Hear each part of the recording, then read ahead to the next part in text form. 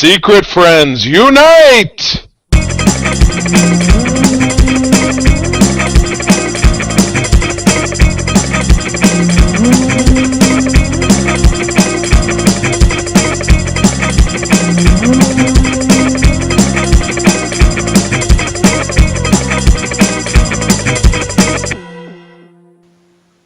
Ladies and gentlemen, robots, androids, and half-human critters, it's the Secret Friends Unite podcast, coming at you live, recorded, on a bi-weekly basis. This is Charlie Carden, coming out of Grand Rapids, Michigan, your host with the second most.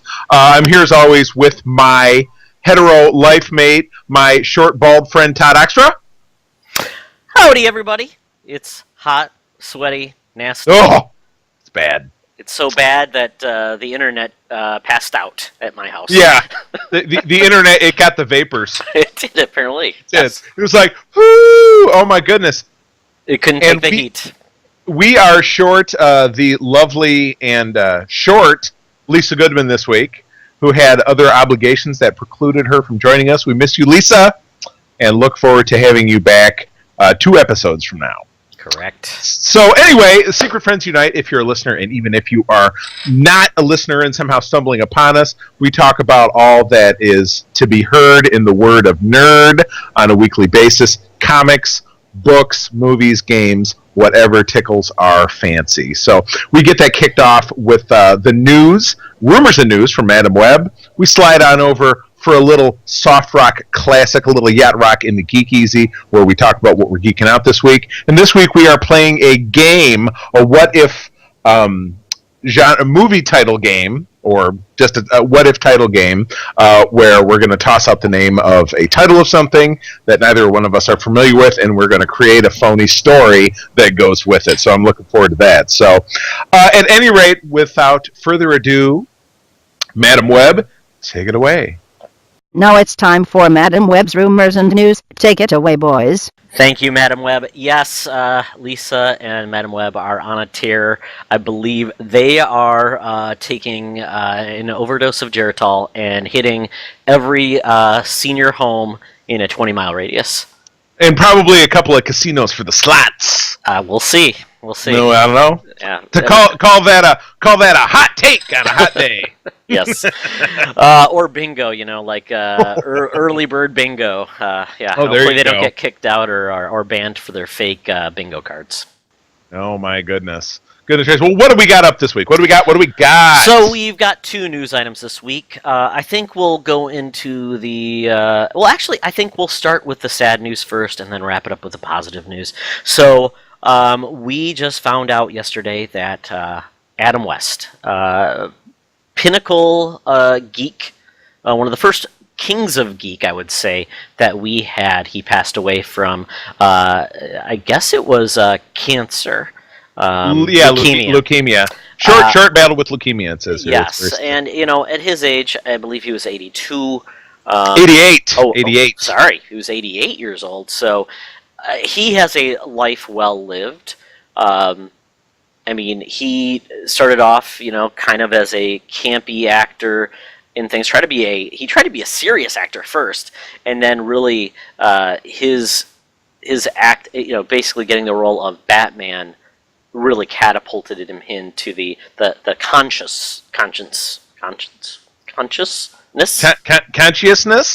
Sure, that'll be good. Catapulted him into his place in pop culture history, with arguably the most important superhero TV show of all time. Yes, I'd probably say that. Yeah. So he started his career trying to be an actor, serious actor. Didn't pan out, and just like another actor now that is much beloved, William Shatner. If there's any regret, if I can jump in, that did not happen in the late 1960s, because Batman 66 and the original Star Trek series came on within 9 months of each other. Batman was in January, Star Trek was in September. Those 2 shows shared so many actors, just crossovers. Yvonne Craig was a great example. Frank Gorshin is a great example. I just always wanted to see Adam West Batman and Shatner's Captain Kirk interact somehow back in their prime. Just, I know they were on two different networks, so there was no kind of crossovers like that. But can you even imagine how great that would have been? Oh, it would be fantastic, because I would say William Shatner dealt with the same type of, typecasting, the whole Star Trek funny, conventions SNL skit. Adam West was the same way, and then both of those actors re-embraced, what got them initially famous, and I think they were much happier for it. And so, Adam West kind of just went to the really bizarre and absurd in his life, basically embracing shows like Family Guy, Simpsons in an animated fashion, and I think it worked out well for him. I think he just was having a blast. And his last role with the Batman was the Batman '66 animated series, or a movie. Yeah. Right, the Cape Crusader. I can't even remember the name of it now. The Redux or whatever it is. You and I have both seen it, and it was pretty great. Yeah. And there's not many of those actors that are still alive from them. I mean, really, Burt Ward is probably the biggest name that's still alive, but also Julie Newmar. Yeah, Julie Newmar is still alive beyond that, and that's about it. So, they did the two of them did a commercial within the last year where they were basically it was for seniors to warn them against identity theft scams, and they were playing. Essentially, it was a play off of the Catwoman Batman character. Seriously, look it up. It was pretty great, because it's like the kind of commercial your grandma should be watching. Sure. It's a Nigerian prince not stealing your information, that kind of stuff. So, oh my goodness, yeah, I love it. I love this. I knew he hails from the funniest sounding name in America, the classic Walla Walla, Washington. Yeah. Raised on a ranch outside Walla Walla, Washington, West caught the attention of Batman producer William Dozier when he played Captain Quick, a James Bond-type character with a sailor's cap for commercials for Nestle's Quick. That's amazing! A sailor's cap? Come on. So that's a James Bond-type character. Yeah, this bears a posting on the website. We're going to have to look this up. Oh, my goodness, yeah. And if there is, YouTube proof of this, like an old commercial, I would love to see that. Right. That'd be fantastic. Yeah, I'll do some research later on. Don't let me forget. Yeah, but I mean, quite honestly, he is really the first Batman on screen that I grew up with. Just like Christopher Reeve was really the first Superman on screen that influenced my life. So both of them are gone, and really, I felt like without them, I don't know if we would have gotten Batman and Superman how we have it today. Right, very true. Very true. Yeah, it was, if I remember at the time, and, if we were able to bring in Bobby Pauls, our Batman super expert, Batman was really on down times. At that time in the 60s, the character had, I think he was kind of, if I remember correctly, I read once upon a time, that the character, from a publishing standpoint, was kind of teetering on the brink. His popularity had kind of taken a dump in the 60s, probably took a backseat to the Marvel Revolution, which happened in the early part of that decade, and this was the thing that catapulted him back into the spotlight. Seems like I read something about that once. But anyway, what an amazing personality. His loss will be felt by all of fandom for some time to come. Yeah. And, I think he's just a unique guy that he really embraced that role with all of his vim and vigor. I mean, just like Kirk did with his unique acting style. Adam West was the exact same way. You knew Adam West as soon as you heard his voice and the timbre and just the way he embraced that dialogue. Which let's put it this way, it wasn't Shakespeare. You jolly devil! So, our Bright Knight, as they called him. We wish you well. I know you're in heaven looking down upon us, fighting crime and doing the Batusi. Yeah. All right. What's up next? What do we got? A little bit of good news. This was kind of a surprise. I did not know this was happening until I believe Ray Causey in the group posted this, that there was going to be a Black Panther trailer. First, we got the Black Panther poster, which looked really bad.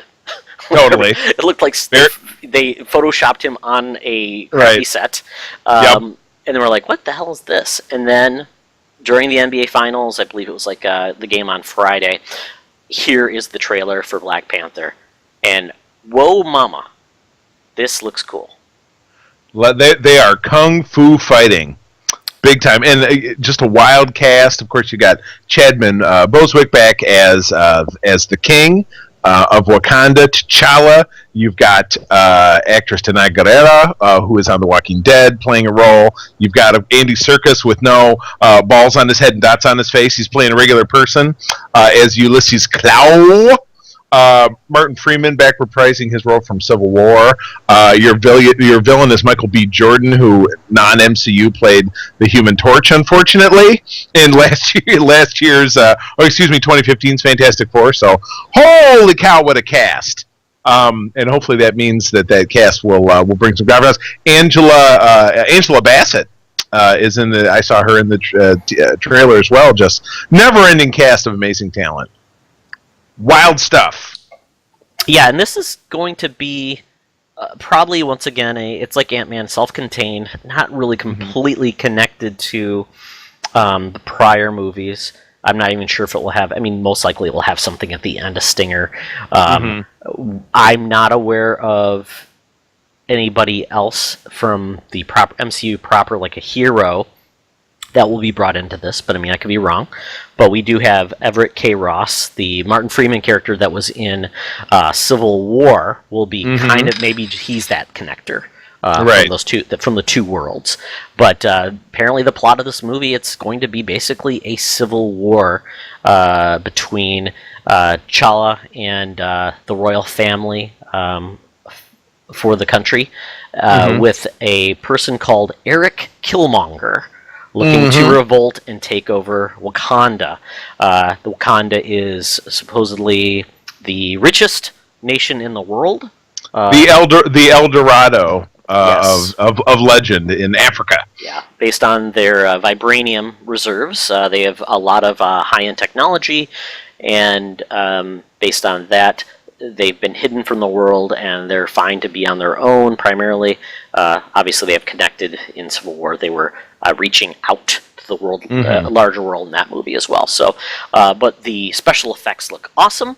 The cast is, except for a few names, there's really a lot of unknowns, and it's a cast that is heavily. You don't even call it African American because most of these folks are probably not American.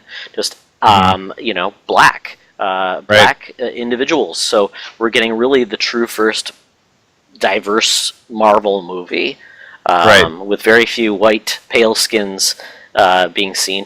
And the good thing is, though, the main bad guy is not going to just be a white guy. So it's not that the racial division. Right. Claw's going to be in it, but he's kind of more of like the. He's a functionary. Yeah. He's I think he's going to be more of a lackey more than anything. Right. Yeah, versus Killmonger, who is kind of like the big bad. So it's kind of nice to see that, where it's just not a struggle between races. It's really a struggle for power. And most likely it's going to be the haves and the have-nots, like the kingdom, the king, and folks who are below them that are probably, they're not well aware of, the struggling of the masses. That's what I'm guessing, but I could be wrong. I don't know a whole lot about this Killmonger character or what makes him tick. Gotcha. Well, I'm jazzed. We're getting this in February of next year, so they are, a 9-ish months ahead of their rollout. So I'm sure more details will squeak as time goes by. But that is that's an earlier release than MCU usually does. Usually we get a November movie, and then they hop all the way forward to their summer movie. Because last year we had Doctor Strange was in November, and then we didn't get anything from the MCU until we got Guardians of the Galaxy 2 last month. So this seems to be they're stepping their rotation up, because again we have Thor Ragnarok in November, and then this will be the next film after that, and then Avengers is the summertime movie. And then they just keep marching, and then I believe there's something later on in the year as well. So I'd have to look at it as calendar, but it could be they're stepping up their output. Well, it looks like there's 3 movies next year as well. So Black Panther, Avengers Infinity War is in May, and then Ant-Man and the Wasp is July, and there's no fall movie. next year. Oh, okay. So there's 3 movies. They're just very heavily loaded, and it's maybe because of some of the other competition. Star Wars. I don't know. There's other they've never really backed off competition before. Yeah. But then again, Thor is coming out a month before The Last Jedi. And there's a Star Wars movie next summer as well. So and there's Justice League. So it's a little packed. Yeah. So it'll be interesting to see where it goes. Well, the people will still see it. I think if there's interest and there's buzz, people see it. So I think you get so deadlocked on what time of the year is it coming out or blah blah blah blah. Marvel has not failed to make money. No, with these films. So I think they're going to be okay. So I'm certainly looking forward to that deal. So.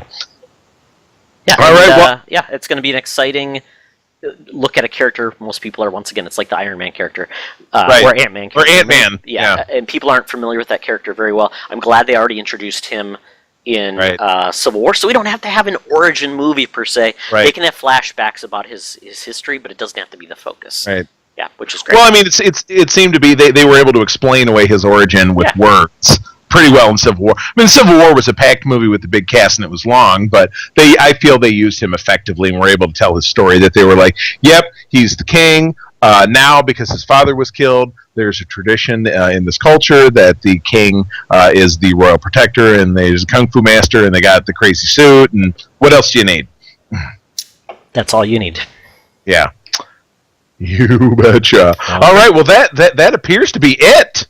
It looks like we're moving on, Todd, to the Geek Easy, where I hear the soft, lilting tones of the ghost of Dan Fogelberg singing a little Old Lang Syne telling us to come on in. So let's do it. This is Yacht Rock. Smooth rock classics from the 70s and 80s. Yacht Rock.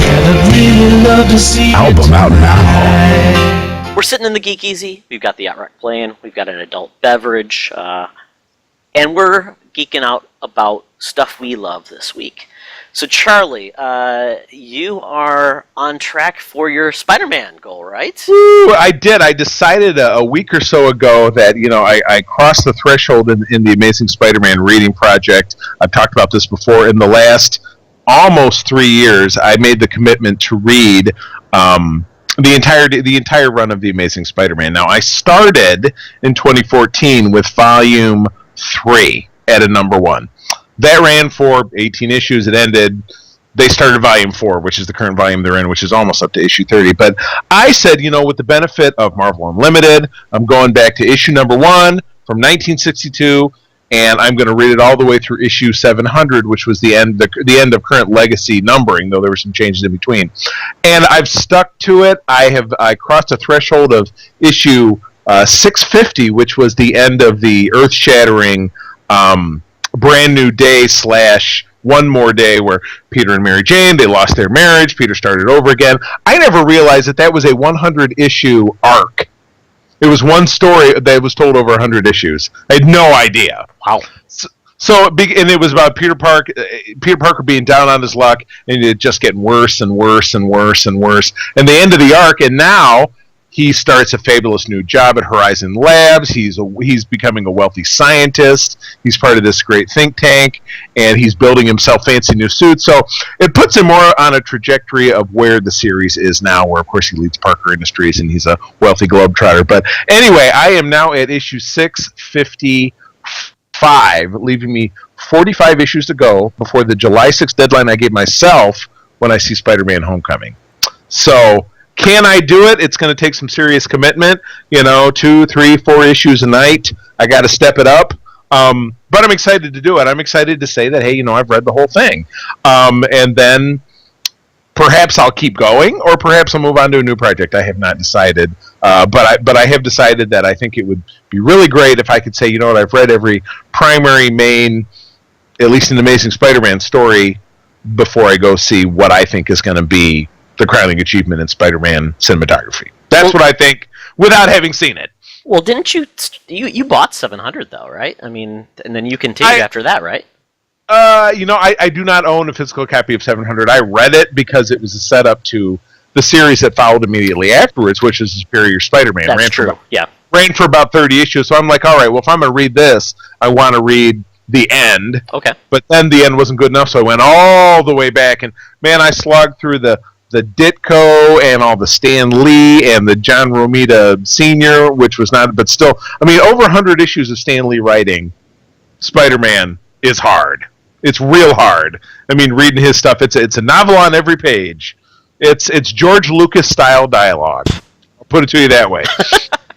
So there were some challenges, but this is something I wanted to do. It was a commitment I made, and I've stuck to it. And I'm looking forward to seeing it through to the conclusion. Well, that's awesome, man. Because I know for me it would be very hard to reconnect on all the X-Men. Most likely, if I ever did this, I would I would not go back to the Stanley Kirby era of the original team. It's hard. No, I would go to starting with the all new X-Men. With that famous cover, giant size, with those characters, because those are really my X-Men. I hear you. That's where I started. So I mean, I bet it's different with the team book. You know, I said the same thing. I said, my other two projects I might do, and I know I talked to you and John about it several months ago. I would want to do the Avengers or the Fantastic Four, but I'm like, I run into the exact same thing. You got two Stan Lee books that for the first 100 issues or so are just really hard to get through. So I picked, John Byrne is one of my favorite creators, so I said, I would start with his first regular issue on Fantastic Four, which was like 230 or something like that. And with the Avengers, I think I picked an arbitrary number like 200. And I might do those two concurrently and kind of bounce those off each other, because those were two books that I followed when I was growing up. And John Byrne's run on Fantastic Four is legendary, and Roger Stern's run in the 80s on the Avengers was some really great stuff. So that's what might be next for me, if continuing a legacy read through. Yeah. So that's possible. Or just cherry pick the arcs that are the best. Could be, yeah. I suppose they have to do a little homework, but we'll see what happens. Because there's some stuff in the 80s and 90s on Avengers and Fantastic Four that were just god awful. I mean, no redeemable qualities about them. And I read all those Avenger ones. I mean, the leather jackets area of the era of the Avengers were Black Widow, and Black Knight, and Crystal in their leather jackets, and that was their outfit. Like members only jackets. Really rough. That was a rough look. For some reason, both Marvel and DC thought it would be a great idea. Like, all those Avengers you love that are like the core teams. Let's not use them. Let's make one of them. It's like, what? No. Nobody cares about Crystal. It's like the D list. It would be like the Kathy Griffin of the Avengers. Well, just like you talk about, the Great Lakes Avengers. Right. There's also the West Coast Avengers. But in DC, they had Justice League Detroit, which was you get one character that people cared about, and the rest is Gypsy and Vibe and right. Yeah, which Cisco Ramon, who is now a popular character. Now I hope one time they give Cisco the character's outfit of what Vibe wore, because it was really it was like Zubaz pants, and he was a break dancer. It was horrible. Well. And Gypsy looked like a gypsy. Yeah, with that boy. Like Stevie Nicks with the exactly. Well, good luck, Charlie. I know you've been pounding away on this, and as soon as you get done with this, you can commit to other reading projects. We will see. That's right. Depends on what tickles my fancy. Exactly. Well, for me, I don't want to give any spoilers away, because this is very fresh off ending of the finale for Gotham. I have not really caught all the episodes of Gotham this season, but I decided, hey, you know what? I want to really watch the end of it, because I'm hearing still good things. The show is not realistic whatsoever. There's not much logic to be had, but the show is not averse to taking chances and going over the top, and really embracing all areas of Batman, which I love, and not really have Batman. So this finale really sets up, I think, and I think I watched the penultimate episode and then the finale. The finale was actually a two-parter. It was 2 hours long. So I'm not sure if they meant to have it as 2 different episodes or how it is, but that's the way it ended. But that's what I ended up watching, basically the last 3 hours. And I loved it. I loved every minute of it. It's crazy. It's wacky. They take some chances, and I love where they set the show up at the end, where it's going to go next. I think it's finally got some momentum. I think it's finally doing some things that a lot of people really wanted. But man, oh man, there's just the actors are just embracing this. They're loving it, and I just love the fact that, and this is where I thought, Charlie, I think with Adam West dying, I kind of want to think that this is like Batman 66 if it went dark, and instead of focusing on Batman, you basically had the Gotham PD really actually doing all the dirty work for Batman. So you got it's the opposite. Exactly. So you've got it's opposite day. So you've got Gordon, and then Harvey, basically Chief O'Hara and Commissioner Gordon. But just imagine them going out and doing the dirty work. When Batman's not paying attention. Like he and what was it, Aunt Harriet? Oh my God! But then you're making me want to dig in. I do own season 1 and season 3 on DVD of the old Batman 66. Do you remember how I used to got them bootleg? Yeah. Mm-hmm. Well, they're unwatchable. Oh sure. So when they finally hit DVDs there at Walmart, they're like $10 a season. Yeah. I'm like, all right, grab them up. But I didn't get. They took season 2 and split it into 2 halves, and for some reason I didn't find those at the time I was buying them. But I'm thinking about popping in that season 3, which is when they had Yvonne Craig as a regular, Barbara Gordon the librarian. Yep. Yeah, as basically they added her to the credits, and all the fun stuff, and it was great. Yeah. Probably my favorite Batgirl costume of all time. Oh my God, yes. Purple and pleather. Yes. So that was just when I was watching. I'm like, for some reason my mind just went away, went off on a tangent, thinking, this would just be so hilarious if that was truly was happening. Like Batman was still squeaky clean, but you actually had the Gotham PD doing the dirty work, killing people, taking them back.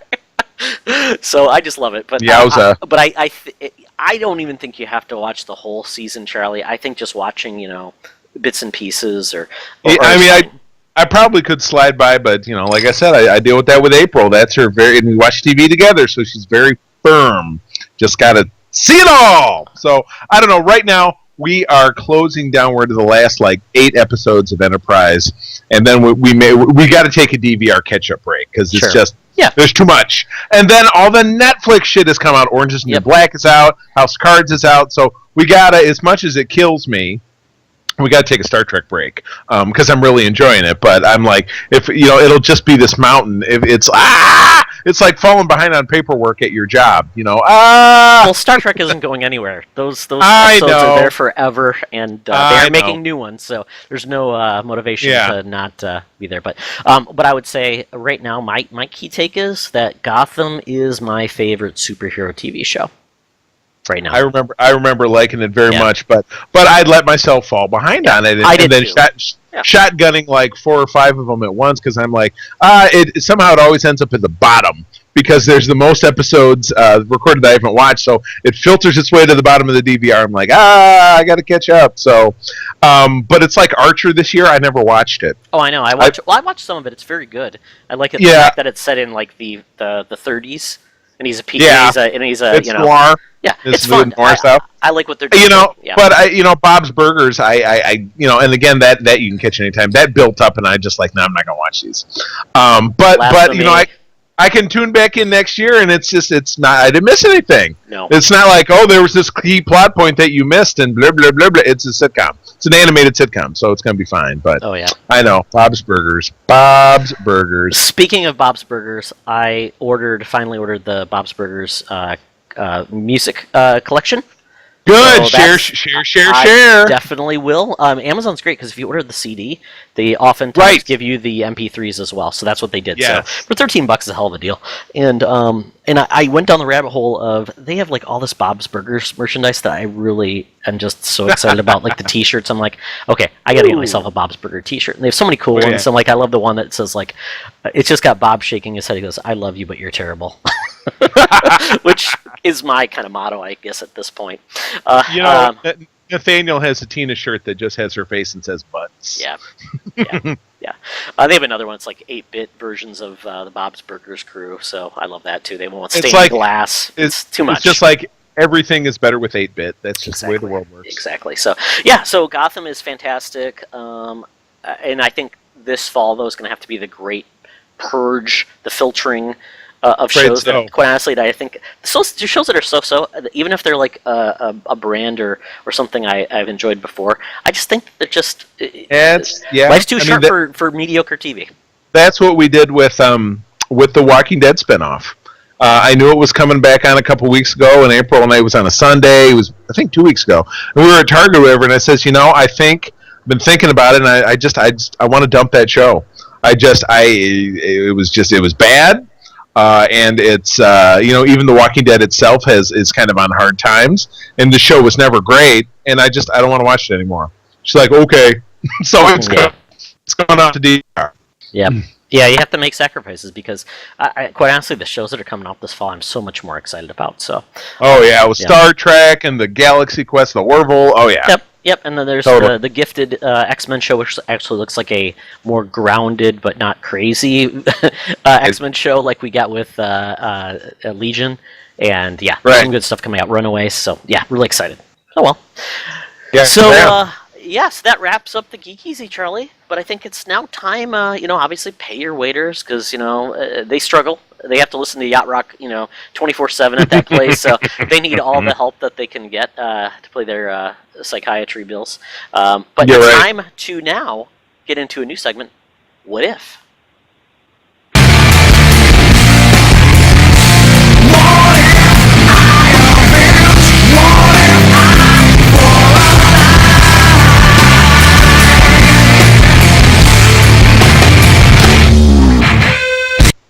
Well, welcome to a new segment. I thought this was going to be a lot of fun. Other people have done this, but I thought it would be kind of fun to create a game based on a property, comic, TV, movie series, video game, or a character that one of us has no clue what it is, and we have to come up what we think is the origin or the plot. And obviously bonus points if you add in your own fun flair, give additional details, build your own universe out of it. Right. Yeah, I believe Greg Miller once did this with his cohort, Colin Moriarty, where Colin knew nothing about comic books, so he had to come up with the origins and stories for characters like Superman. And it was just hilarious to listen to him, come up with his odd story, like Superman was found in a basket on the side of a river, kind of like the Moses story. Oh boy, it was weird. Yeah, it was so odd. So I thought we could try this. I thought it'd be fun. We are not stealing. We're benchmarking. Benchmarking. It's an homage or an homage, if you prefer. Yeah. So Charlie and I each have 3 individual titles that we verify that neither of us know while we've been recording this, just to make sure no one goes on IMDb and looks them up.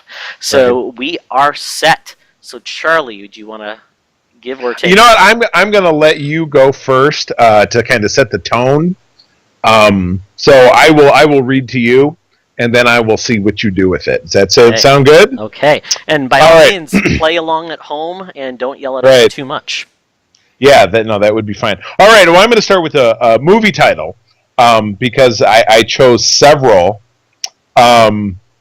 And God, there's just too many good ones, but I'm going to choose this one. Todd, this is a movie with the title, there's an apostrophe in it, so get ready. A Woman, a Gun, and a Noodle Shop. Sounds perfect. Okay, and I have not looked this up, so I'm just going to go off the cuff. A woman, a gun, and a noodle shop? Mm-hmm. Okay. I'm going to say this movie takes place in the 1980s, and she is running a down-on-its-luck Vietnamese noodle shop. And there is a noodle shop mafia, which is trying to put the hurt on her for her noodles, because they're so good, but it's putting the other noodle businesses at risk. So she goes out and looks for some of her own protection, like the Equalizer. So she finds she finds Jimmy Linguini to because he's kind of like a rogue. He's kind of down on his luck, but looking for his name is whispered on the streets, the mean streets of Ting Pao? Tacoma, Washington. Oh yeah, there you go. Okay. It's a hotbed for noodle shops. So, but he's got troubles. He's got issues. He's had troubles with the law. So, but she calls him up on a payphone. He basically has to wait until the payphone rings across the street. He runs over, picks it up, and he doesn't. And his gun, the gun that's involved, isn't your normal gun, Charlie. Is it his heart? No. It's actually it's got the spirit of the Noodle Master, Don Poe, inside of it. Don Ho's bastard cousin. Yes, and it seeks out noodle justice. That is astonishing. Yes. So, am I right? This is a description. This is a 2009 Chinese movie. Oh, perfect. The owner of a Chinese noodle shop's scheme to murder his adulterous wife and her lover goes awry. That is the short description. Missed it by that much. Oh, so close, yet so far away. Which one would you rather see, though? Well, there's no doubt that yours sounds like a lot of fun, so I mean, that's what I want to see. That's all I need to know. And by all means, if anybody chooses these ideas and does something with them, we only require, a 10% take? Yeah, maybe 7.5% if you can cut a good deal. And we'll know if you made that up, because we'll be able to track down all the official details. Right, absolutely correct. Yeah, exactly. Okay, Charlie, for my first one, the title is Lollipop Chainsaw. This is a video game. It's a video game. Well, I think in this game, it's essentially set in a post-apocalyptic Candyland. There has been a combination of some kind of crazy virus. Maybe it's zombies. Maybe it's kind of like Independence Day with aliens. Or, if you prefer, it's like the day after tomorrow with some kind of ecological disaster. Candyland is laying waste. So, maybe there were tornadoes, houses were shattered, there's candy and stuff just everywhere. It's a wasteland. It's like the road. Just wandering down, you're looking for sustenance of any kind. So our hero, our hero gang is the Lollipop Guild, right? Somehow they got dumped over from Oz, all right? So they're wandering down through this wasteland. And again, it's dog eat dog. It's like any apocalypse where survival is it's a zero-sum game. You want to eat this patch of gummy bears, this gummy bear tree, pick it bare. Then I got nothing to eat. I can't feed my kids with the gummy bears. So it's authoritatively you have to defend yourself with whatever you come upon. So if it's it's a tree branch that's made out of a Nestle bar, or if it's the side of a house that's made out of gingerbread, it's whatever you've got to do to slay your enemy so that you can eat. So our hero is a munchkin. He's like three munchkins melded together because it's a post-nuclear apocalypse. So it's a munchkin that's like 9 feet tall, and as his primary way of clearing of defending, he's got a lollipop chainsaw, and his mission is to get from basically like any hero's journey from point A to point B, have an emotional discovery along the way, maybe find love. That's why he's got the lollipop chainsaw. How'd I do? Pretty close. Fun fact about Lollipop Chainsaw: it actually was, you'll get a kick out of this, was written by James Gunn. And actually, this game is over the top. It's a lot of fun, but I'll just give you the plot from IMDb. On Juliet Starling's, and she was voiced by Tara Strong, who is the voice of Ahsoka. Actually, right. Juliet Starling's 18th birthday, she goes to San Romero High School Park to meet her boyfriend Nick Carlisle, voiced by Michael Rosenbaum. Interesting. Oh my! Yeah, Les Luthor. Yeah, who's going to meet her family for the first time? Unfortunately, a zombie outbreak has occurred, which leads to Juliet. Fighting hordes of undead on her way to meet Nick. When she arrives, she discovers Nick fighting off a zombie, which is trying to eat her, and so Nick is bitten in her place. Realizing that he will become a zombie, Juliet decides she must decapitate him to save him. I was going to say they're meeting in Romero Park. To me, that's a tip-off. Oh yeah. The game was a lot of fun, but yeah, you're very close. I like your going to Munchkin Land with the Lollipop Guild. Yes. A valiant try, Charlie, on Lollipop Chainsaw. Great fun game on PS3 and Xbox 360 if you ever get a chance to play it. Okay, all right. So I guess I'm up. I'm going to toss you a comic book title that I just really looked up on the fly, so I don't know. So by the time you get done, I got to look it up. Comic book title is Mantra, Mantra. Mantra. Okay, I think this comic book was produced in the 90s. Mantra has a yoga instructor gone rogue in the main title.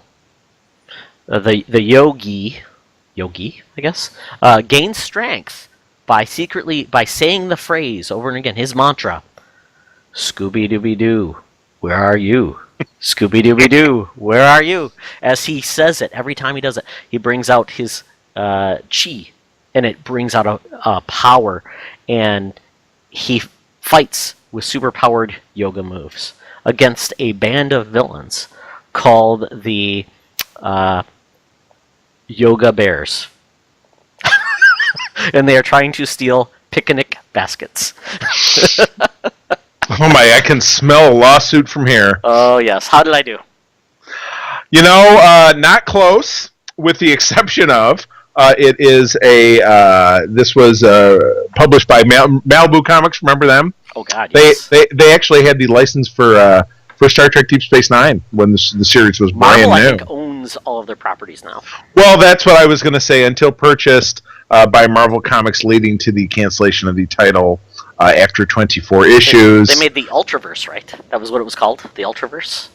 Yeah, you know what that's it. Yeah, exactly. Yeah, Mantra's name is the lead character, an Ultra superhero in Malibu's Ultraverse line. The Eternal Warrior named Lucas, Lukase,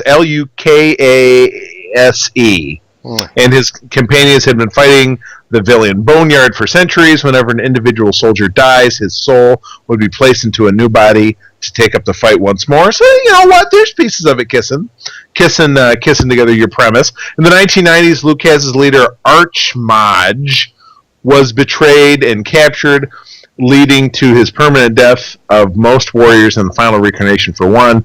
Lucas himself, to his shock, Lucas was put in the body of a woman, Eden Blake.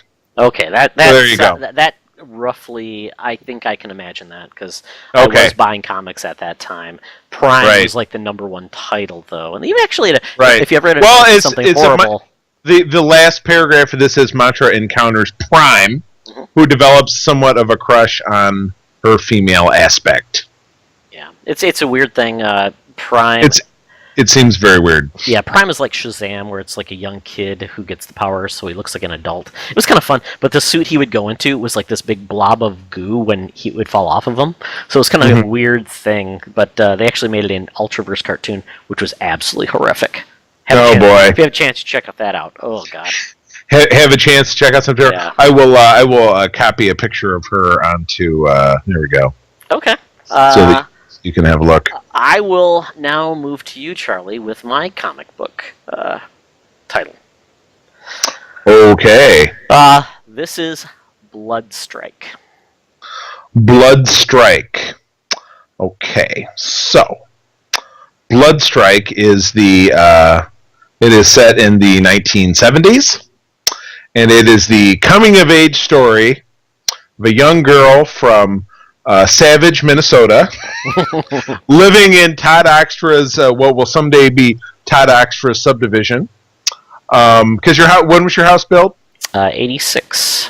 You see, so this was 10 years before that. This is 1976. Okay. This is the year that I was born. That on the spot where your neighborhood is, this young lady, her name is Georgina Glass, lives on Lynn Avenue North, so nearby you. And she is her coming of age tale about her daily comings and goings. She's getting into misadventures, and then the womanly time visits her, and it's a blood strike. Oh no! And that's it. So how'd I do? Oh, fantastic, Charlie. By the way, you kind of described another comic that actually George Perez made. back in the day. no! Yes, that was about a woman who her womanly time drove her to have superpowers. Very odd. Oh, Weird why did tangent. I think about that? I my don't know. goodness. Yeah, you had it on the brain. But no, I will tell you what Bloodstrike is. Bloodstrike, an Image comic by our favorite Rob Liefeld.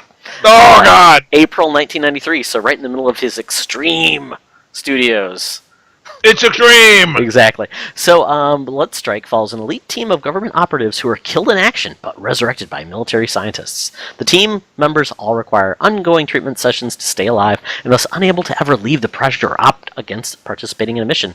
The main character and team leader was Cabot Stone, Brother Vector member, Youngblood member, and Brigade member Battlestone. Other members include the four-armed combat expert Foreplay. Oh, you see, that kind of fits. They did call it the Savage ex-villain Deadlock, so you got Savage in there, so that's a point, I guess. The power-armored shotgun and the enigmatic tag who could force people to freeze in place by touching them. The computer in charge of teleporting the team was named Rome, who had to recharge its cells after each transport. In the first issue, the team is sent to GATE, that's Genetic and Technology Engineering Facility, and kill Commander Corbin, who hired them to prove his facility is worthy. Boy. Wow. And there's a title that didn't make it. We want, and it's hard to believe that no one takes Rob Liefeld seriously. Yeah, I mean, does he even still work? Is he in the industry? Oh yeah, he does.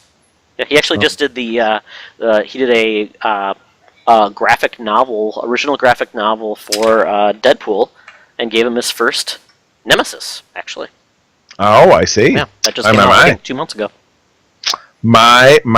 All right, so now it is my turn. Yes. For my final offering, a television show title. Get ready. You're, Y-O-U apostrophe R-E, you are in the picture. What is it? This is a TV series that happened in 1958. Just throwing it out there because it's probably right. It is a show where contestants have to reenact scenes of famous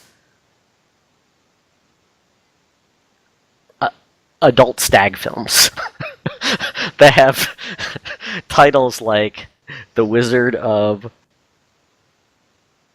Oz, A-A-H. Gone with this is worse than Bloodstrike. Casablanca. And let's see. I got one. Sure. Lawrence of Arabia. That's right. And the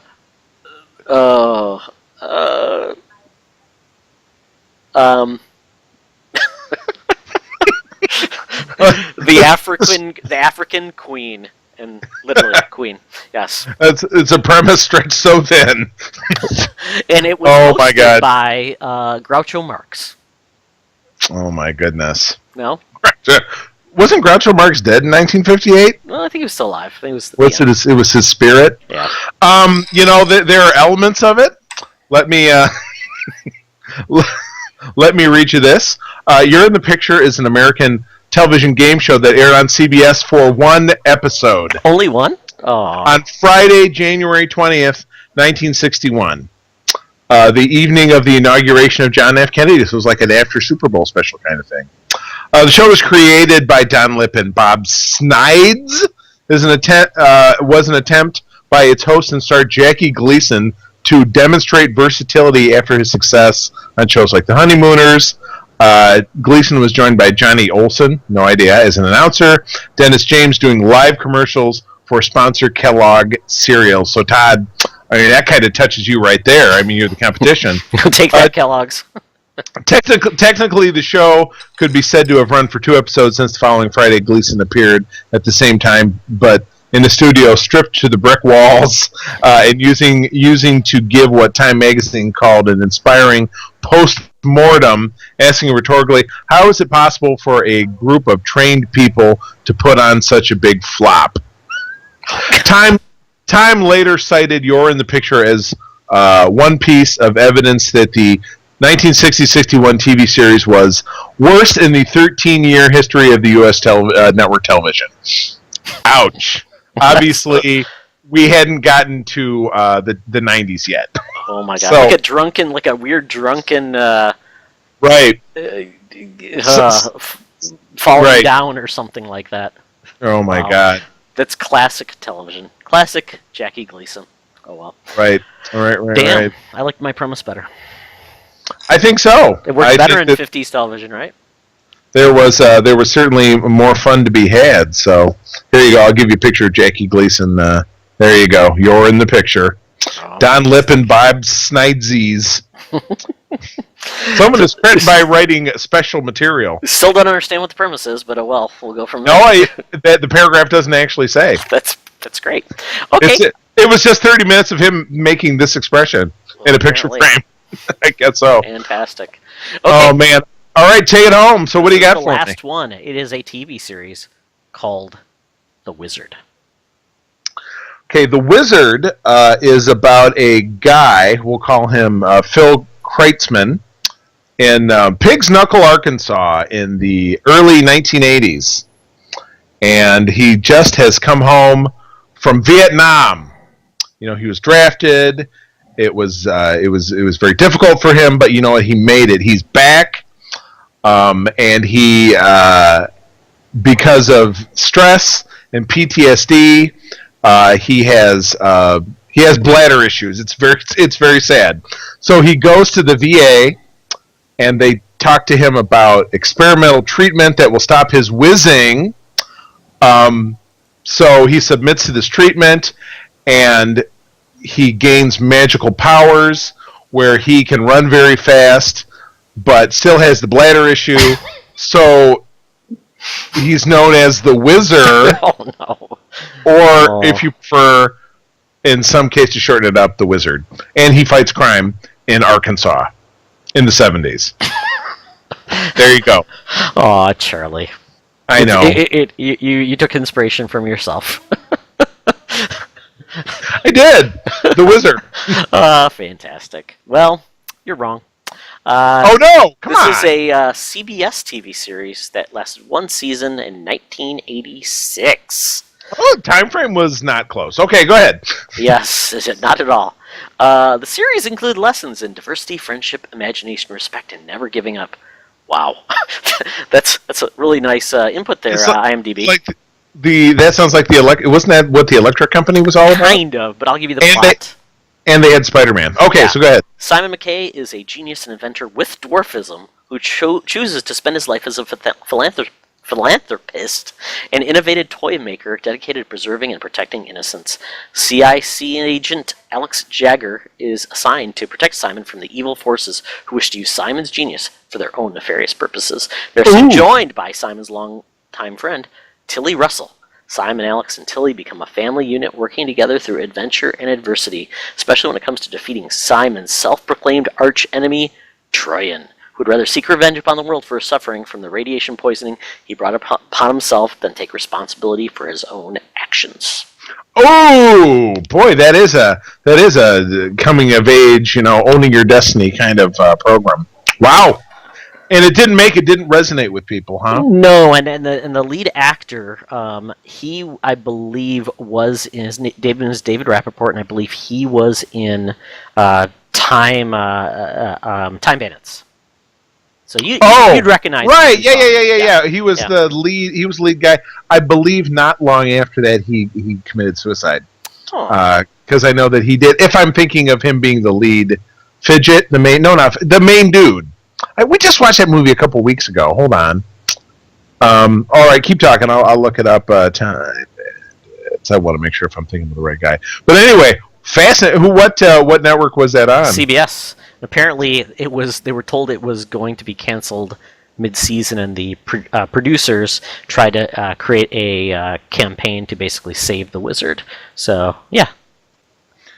I'm the wizard. Let's see here. I will send you a picture of it as well in the thing. So everyone. Yes, yeah, it was David Rapport was Randall, who was the main midget in Time Bandits. Yes. He was little people. He was. Well, you said midget or dwarf when you started talking. Well, that's what they said in IMDb. I'm just reading what they said. I didn't say that myself. Okay, we're right. The word midget is not here. Okay, excuse me. No, little person is the preferred word, I believe. Yes. So, and this all got started because I sent Charlie a picture of the movie Mindhorn. So, if you want to figure out what that is on your own, check it out. But Charlie, I don't know if you looked it up, but Mindhorn just sounds awesome. Wait! Don't say. I think we should start a little bit of Twitter buzz here to see if we can get somebody to send us what they think Mindhorn is all about. That's a good idea. So that's what we'll do. On Twitter, we will put out, you tell us, without cheating, what you think Mindhorn is all about. So yes. That's your homework. It'll be on Twitter. Enjoy. We'll be Twitter. We'll put it on Facebook page as well. Yeah. And we'll culminate the answers. So. Yeah, so I think I like this a lot. I think it's a lot of fun. Yeah, me too. So we'll do this again in the future, and this came out of kind of the Tada show, where basically I don't have to watch anything. I just come up with my own version, and I'm fine with that. Right. Works for me. Oh, well. It's time to leave What If as we get into... Well, actually, it's time to leave What If, and then Charlie, time for you to take us out of the show. It's time to get out of the show. Get out of my dreams and get in my car to leave the show. Friends, as always, thank you for joining us. We are a side project, an outcropping, a Mindhorn shoehorn of the Secret Friends Facebook community and podcast page. Find us over on Twitter at Secret Friends U. Tell us what you think about Mindhorn, because I would love to see that. Send us a note over to the mailbag, secretfriendsunite@gmail.com. Let us know what you're geeking out about, and you could even have a letter read on our fantastic program. Visit us over on YouTube so that you can see our mugs on an ongoing basis. Good times, friends. I'm going to tell you, as always, that sharing is caring, and to keep on trucking. Be the hero, not the villain. In a truck.